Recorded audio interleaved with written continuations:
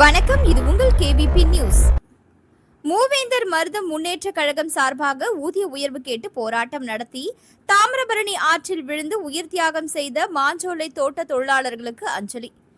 ஊதிய உயர்வு கேட்டு உயிர் நீத்த மாஞ்சோலை தோட்ட தொழிலாளர்கள் 17 பேருக்கு தாமிரபரணி ஆற்றில் நினைவு தூண் எழுப்ப மூவேந்தர் மருத முன்னேற்ற கழகத்தினர் தமிழக முதல்வர் மாண்புமிகு ஜோசப் விஜய் அவர்களுக்கு கோரிக்கை.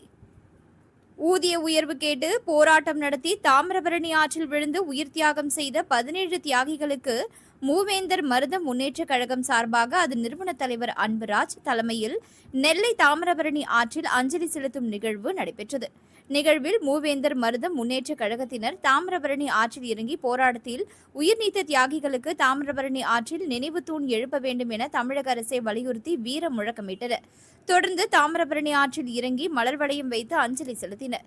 இதில் மாநில வழக்கறிஞர் பிரிவு செயலாளர் முத்துக்குமார், மாநில இளைஞரணி செயலாளர் பிரகாஷ் தேவேந்திரர், மாநில பொறுப்பாளர் பொன்னுசாமி, தூத்துக்குடி மாவட்ட செயலாளர் பேச்சுமுத்து, மாவட்ட இளைஞரணி செயலாளர் பால்துரை, விருதுநகர் மாவட்ட செயலாளர் மாரிமுத்து, மாவட்ட செயலாளர் போஸ்பாண்டியன், கோவில்பட்டி ஒன்றிய செயலாளர் பொன்மாடசாமி, புதூர் ஒன்றிய செயலாளர் செல்வம், விளாத்திக்குளம் ஒன்றிய செயலாளர் சண்முக சுதாகர், ஒன்றிய இளைஞரணி செயலாளர் கோகுல், கோவில்பட்டி நகர செயலாளர் ஆகாஷ், மாவட்ட மகளிரணி செயலாளர் முத்துலட்சுமி, ஒன்றிய மகளிரணி செயலாளர் மணி, ஒன்றிய மகளிரணி துணை செயலாளர் கலாராணி, மாநில பொறுப்பாளர் செல்லப்பா, மகளிரணி செயலாளர் சுப்புலட்சுமி, கயத்தார் ஒன்றிய செயலாளர் செல்லத்துறை உட்பட தூத்துக்குடி, தென்காசி, விருதுநகர், திருநெல்வேலி உள்ளிட்ட மாவட்டங்களில் இருந்து ஏராளமான நிர்வாகிகள் கலந்து கொண்டனர்.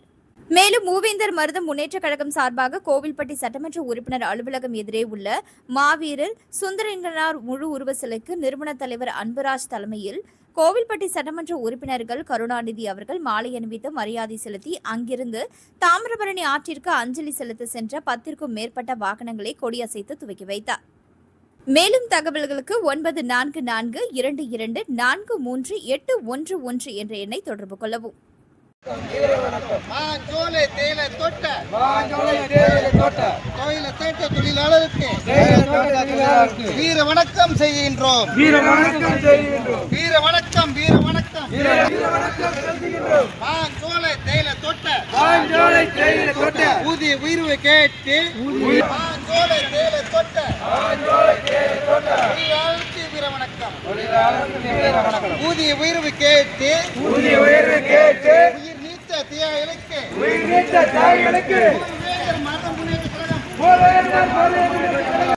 1999ஆம் ஆண்டு ஊதிய உயர்வு கேட்டு பேரணியில் முந்தைய அரசு